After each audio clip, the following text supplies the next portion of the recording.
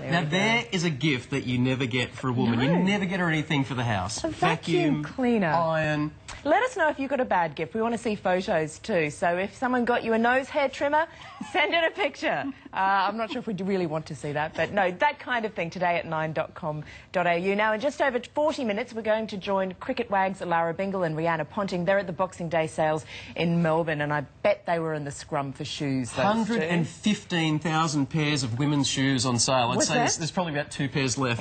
Well, now, if you received a present you didn't like for Christmas, 20 million unwanted gifts were unwrapped yesterday. You are not alone. But don't despair. There's a cheap and easy way to get rid of them. Flog them off. If you're smart, you can make some fast cash along the way. Christmas is a time for giving and receiving, and most of the time Santa delivers gifts we love. What would you like for Christmas? A pretzel.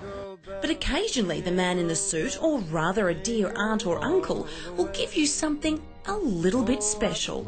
We did a survey that said about 800,000 people were planning on listing their unwanted gifts on eBay after Christmas. Sian Gipsless from eBay says Christmas is the busiest time for the internet site, and it's little wonder when you find out what some people get. Well, they generally tend to fall into 2 categories. You've got the things that are just unsuitable, so, you know, maybe things that are overtly sexual or not quite your taste, but other things which really just aren't your taste. They could be a great present for somebody, just not for you. Richard Gerard is one of those people that gets given gifts that just aren't for him. Now I see this. What is it?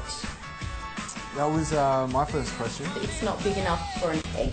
It's a mini egg. Not even big enough for a shot glass. I think the great prize was opening up the butter knife, which I think may be used. So the first thing Richard does when he receives a dud gift is head straight to eBay. As does Anne Sharman, who has received her fair share of unwanted presents. One of the worst would be a sewing machine my sister bought me.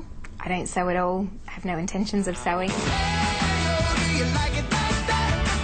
But rather than waste the gift, she puts it up for sale. But then I did get sprung by her selling them on eBay.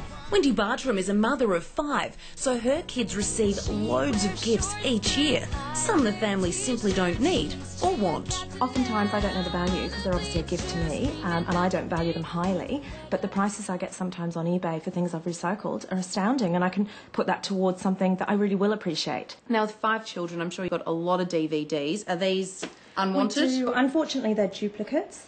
And again, I tend to try and spirit them away very quickly so they don't get opened, and try and recycle them to other friends or onto eBay again, or to that garage sale that I never seem to get round to. And it seems most of us receive a Christmas gift we're not that keen on. Socks was the best thing that apparently my parents thought that I would like. Oh, it was an ugly jumper knitted by my grandmother. It's terrible. It had big baubles coming off it. The worst one I ever received was never getting one. At the end of the day, it's not what you get, but rather the thought that counts, right? Nah, not when you're a kid.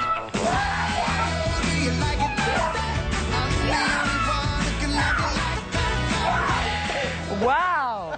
That Priceless. was a good present, wasn't it? I love that when you give the kids presents and all they do is get into the box and play with the box. Yeah, what do they call that? Yeah, priceless. Let us know what your worst presents were and your best presents, and we'll be showing you ours later in the show. You've got some good ones there, Steve. I wouldn't call them good, Layla. Actually, they're absolutely shocking. But news, sport and weather are coming up next. Stick around.